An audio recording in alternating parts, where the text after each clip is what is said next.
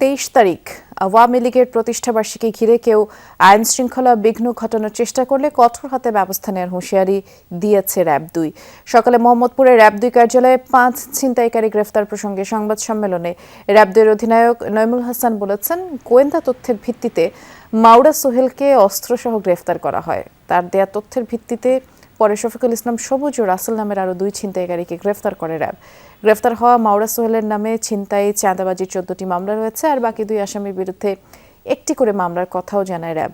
এ সময় সাংবাদিকদের প্রশ্নের জবাবে র্যাব-2-এর অধিনায়ক জানান, 23 জুন আওয়ামী লীগের প্রতিষ্ঠাবার্ষিকী উপলক্ষে অস্থিরতা তৈরির চেষ্টা হলে কঠোর হাতে দমন করা হবে।